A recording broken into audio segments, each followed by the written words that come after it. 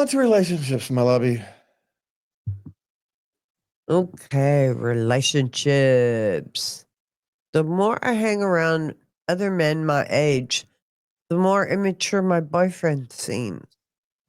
Okay, now here's the thing. When you're hanging around other men your age, and I'm assuming her boyfriend's the same age, Yeah. you're hanging around them at times when they're pretending to be more mature than they are. See, this is the thing about when someone becomes your boyfriend. You get to see them at their realist. Yeah. Yeah.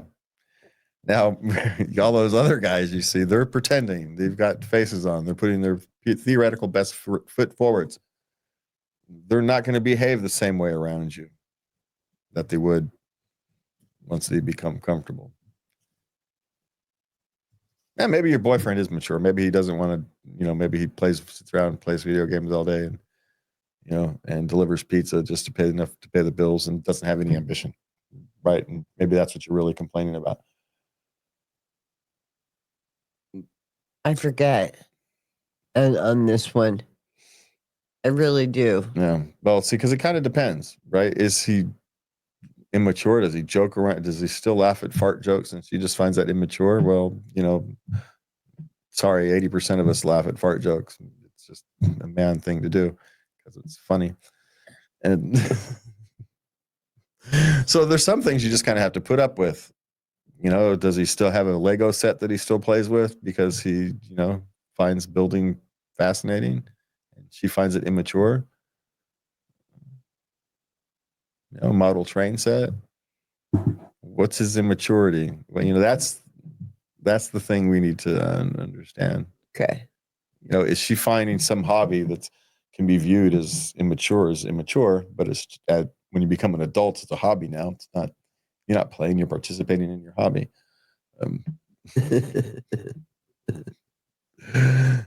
Or is he just lacks ambition and doesn't have any personal drive, and that she views as immature. He's not responsible enough, and that's what she's viewing as immature, because those are two separate things. Okay. So find out which one those are. If you just find his quirks to be immature, his hobbies and the way he likes to spend his time, the way he jokes with his friends, it's not likely it's immaturity. It's just you don't like that.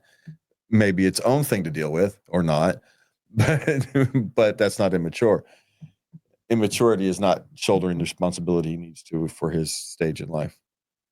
That's the immaturity she should be worried about and be willing to move on from. Okay. It's a good defined rule of thumb. Yeah. Okay. I and my fiance just got engaged, but now she tells me a secret. She had a dalliance with a couple when they were on break a year ago. A break? A break. Only these are the things only the young can deal with. If you give yourself a break, they are what they are. They're breaks. You're essentially not together, so therefore you can kind of do what you want, and that's the whole point of them, right? Huh? So yeah, you deal with it.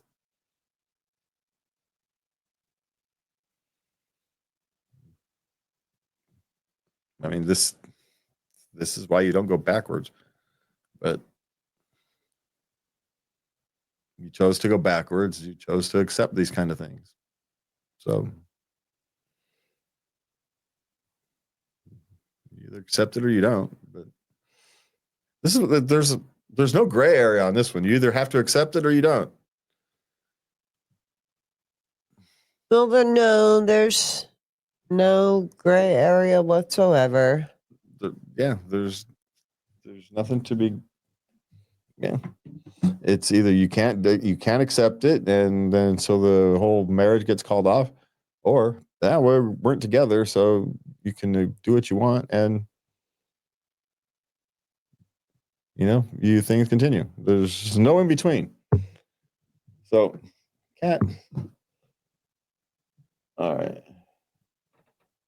So, unless you can think of an in between, I can't. Not a realistic in between, because the realistic in between is just years of misery and kind of sitting with resentment. So I would suggest not doing that. Is you don't get over it and you get married anyway. And then you sit there for years and years and years with resentment burning and waiting for whatever sign, and you burn the whole thing down. Yeah, that's the third option. I guess there is a third option. Come here, you. Well, I don't understand why people feel they need to make these confessions. Because this one's easy, because she was feeling guilty, and so now it's off of her head onto his. Yeah, how selfish is that? Well, you're supposed to be your life partner. If you can't tell your life partner about this, then maybe you shouldn't be life partnering with them. It's not like us. We had 30 years of hell to go through. No, neither one of us want to talk about those things. We're good. We'll just build the wall from here on forward. It's fine. They're 24 and 21, right? They don't have the experience to know what to Just build the wall, dude. Just build the wall. So, but it's already out there, so you have to deal with what's already out there.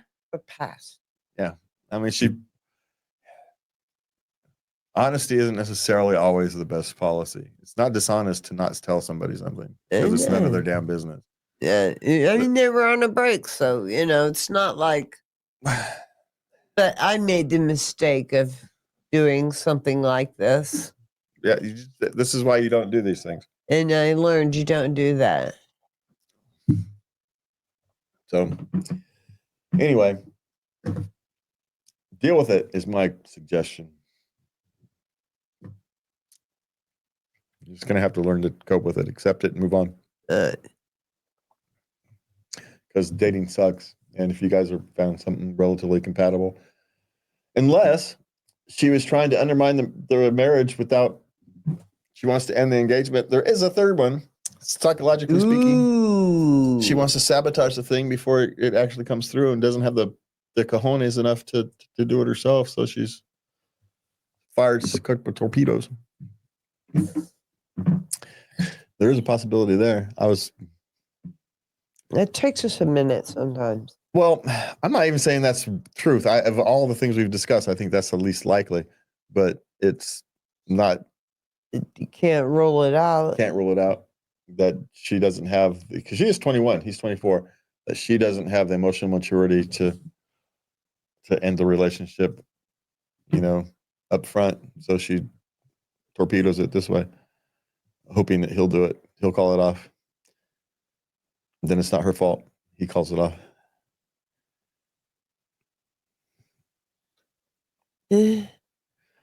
Oh, we're tangled by this. But who knows? She could just be feeling guilty and had to get it off her chest. And so that part I can understand. That's at least understandable, right? You're feeling guilty, and so you got to get it off your chest. Let's hope it's that. Okay. What's next? My girlfriend has a guy best friend. Yeah, she's 19. Mm-hmm. And the best friend is 22. Yeah, and they've probably known each other since what? Grew up on the same street or something? Yeah. Yeah. They've already thought about it and decided it's not a good idea, so don't worry about it. If he had interest in being together, they'd be together. They don't. They're too much like brother and sister for that to be anything but gross, so don't worry about it. Now, if they were in their 30s, maybe it's a different story, and they both had a string of failed relationships. And, well, we are compatible with each other, then there's that disaster that will happen. But that's not this, so don't worry about it. That's my suggestion. This is one of these nights where you're going to learn that sometimes in life, the best thing to do is nothing. There's a lot of things where our suggestion is essentially do nothing. Do nothing. Yeah. Write it out, because there's nothing else to do. Anything you try to do is going to make it worse. So there's nothing to do on this one either. All right. What's next? My dad told me he didn't want anything to do with me because I wouldn't accept his wife. But now he changed his mind, and I'm not sure what to do. Advice, please? Okay, well, why wouldn't you accept his wife as his wife? She just is a gossip, always stirring the pot. You don't have to deal with her to accept the fact that she's his wife. But,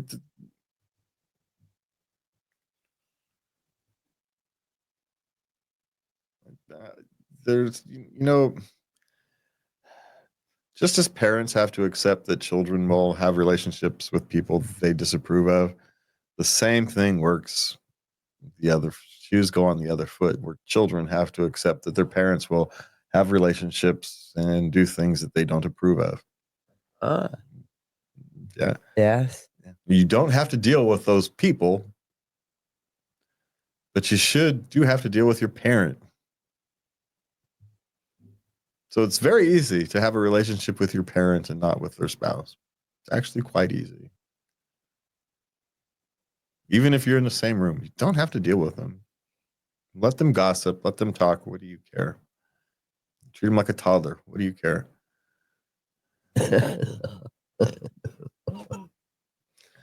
Yeah, she talks about everything.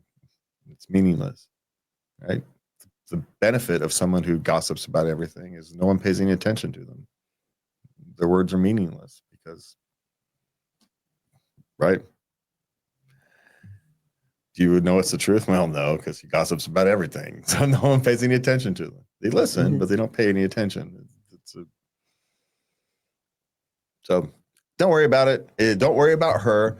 I always go back to focus on yourself. Right? What's better for yourself in this situation? Do you still want to have a long-term relationship with your dad? I suspect you do. And so do that. Find your thing. Go golfing once a month or every 6 weeks or something. That's just you two. Change your relationship to something deeper. Something different than whatever it is now. Use this as an opportunity to evolve it into something else. That's a great suggestion. It doesn't have to involve her. Yeah. Probably best that it doesn't. And for both of you, really, because you guys want your relationship together. So it's not about her, it's about you two. So, and parents aren't perfect. Parents say and do things that they regret, even in their 50s.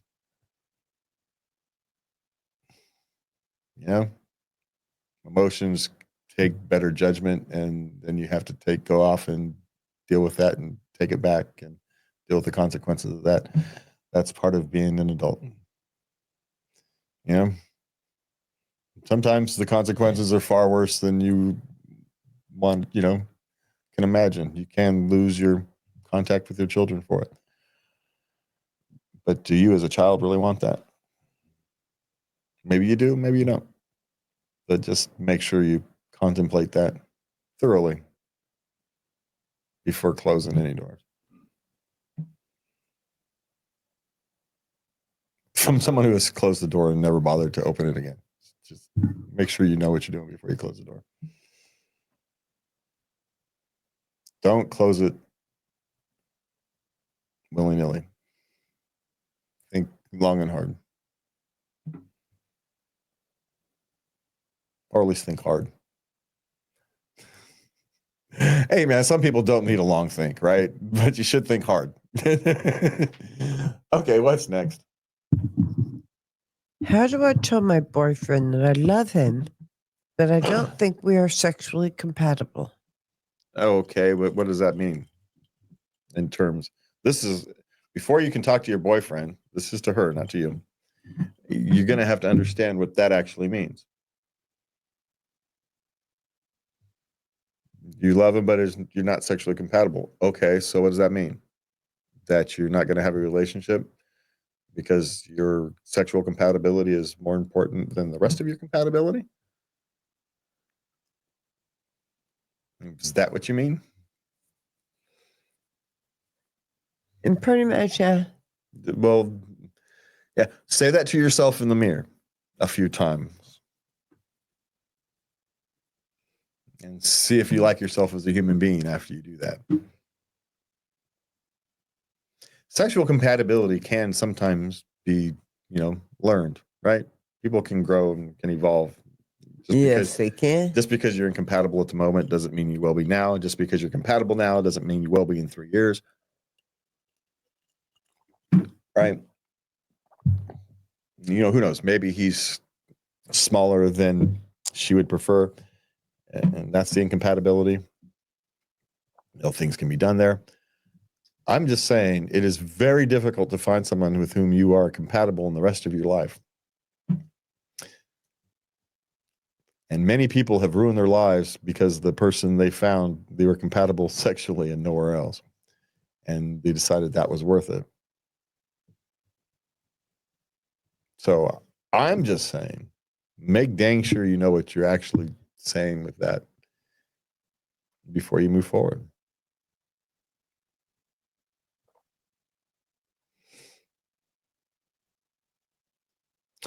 Does he need to grow, change? Maybe, be a little bit more experimental. Maybe he can't. Maybe he doesn't have the intestinal fortitude for that. Maybe he's too vanilla for her. Maybe that's something. But I don't know. It's hard for me to sit here and go, really, sexual incompatibility is the thing of everything else in life. Me being the old person I am, I can get it maybe in your 20s, how you can kind of think that way because but man, it's just going to seem a very narrow perspective at some point because everything else matters so much more. I'm not saying it doesn't matter at all. I'm just saying that everything else matters so much more because in the day-to-day grind of life, it's the rest of the compatibility that counts.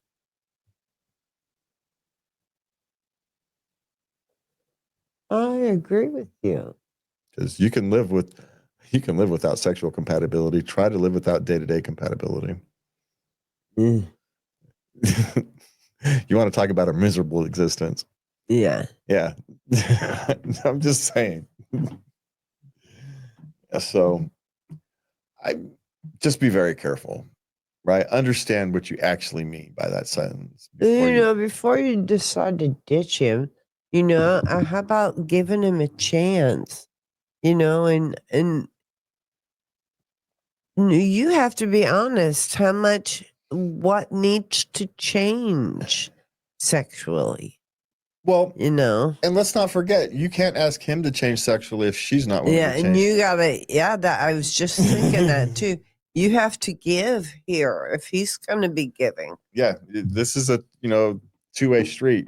Most definitely.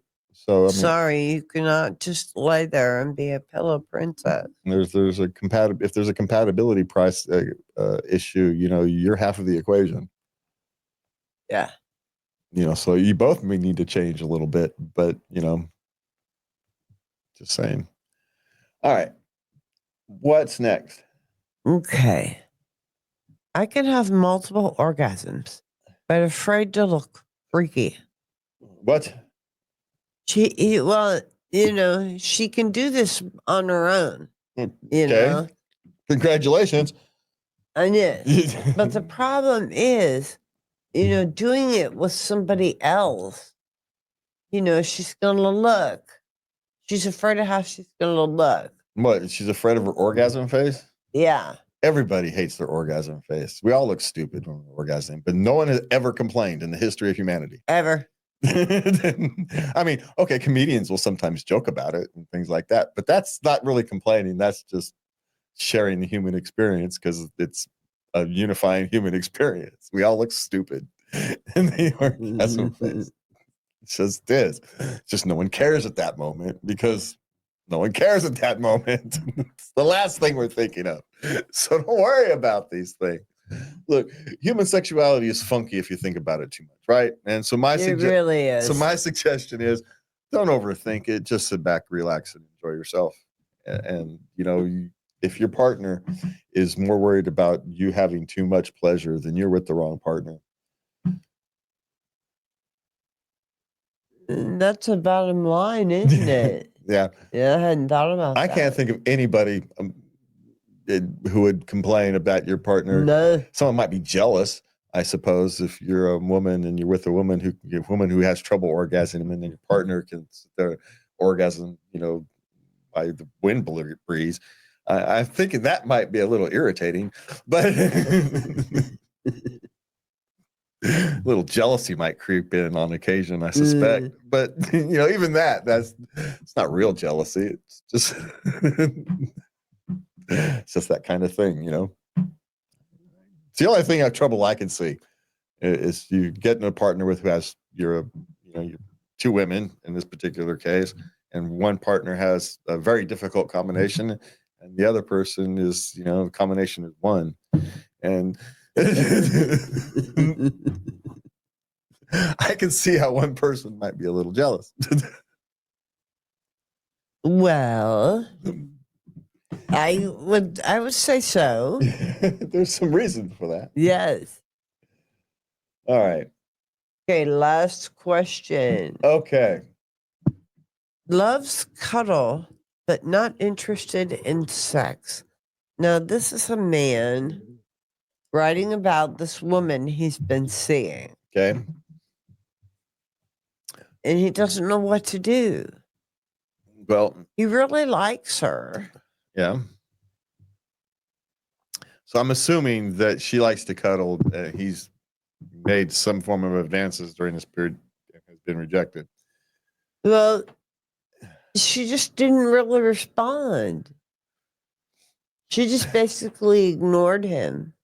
Yeah, but ladies, will you stop that? Clear signs, one way or the other, for the love of God. You're just going to have to ask her. Because again, you go back to this lady who is afraid of looking freaky. She may just be afraid of looking too forward. Right? You got the same thing. Or who knows how long her dry spell has been, and she's doesn't know really for sure for herself what she wants to do. Uh-huh. And so I'm assuming these are more mature adults here at this stage. Yeah. So deal with it like a mature adult. You're not 20 anymore. You have a conversation.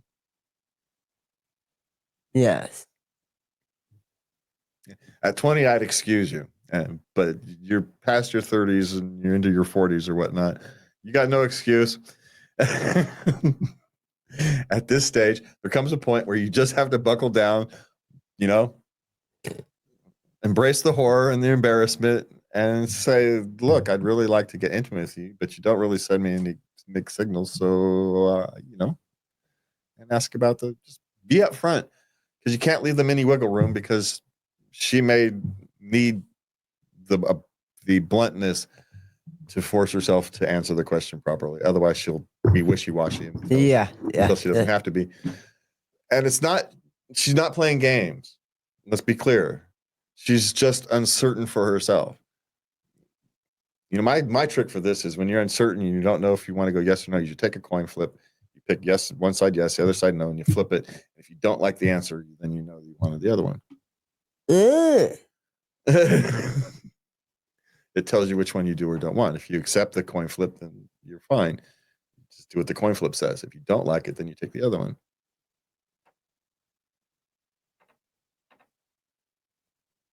Yeah, if you start flipping 2 out of 3, well, you know which one you want. Or you don't know which one you want, and you're just going to have to pick one, throw the dot, the coin flip, whatever. Yes or no. And someone's going to have to make the decision for you, right? Yes. So that was my theory on the coin flip theory. So you're just going to have to bite the bullet, embrace the horror and the embarrassment, and talk about it bluntly. And I mean bluntly. Blunt. Because if she's having trouble making a decision, you can't give her wiggle room. You have to give it to her in a way that she has to say yes or no. Yes. And either one is acceptable. Be clear, right?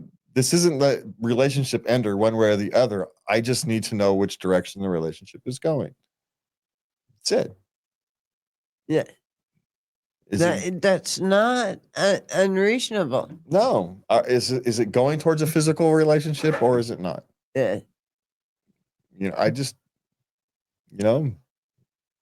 as again, we just talked, relationships don't have to be based around sex. They're based around everything else. But you do need to know that. Right? At least, and it needs to be understood at least one way or another. So, and this one needs to be talked about. So, all right, that's it for me and Lovey tonight. Thank you guys for joining us.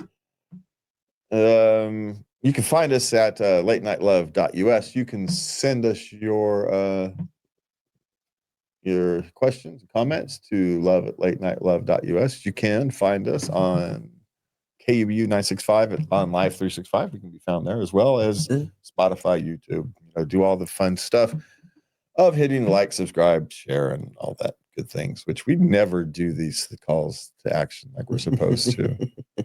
We are so terrible about that. All right. Have a good night, and please remember to love everybody.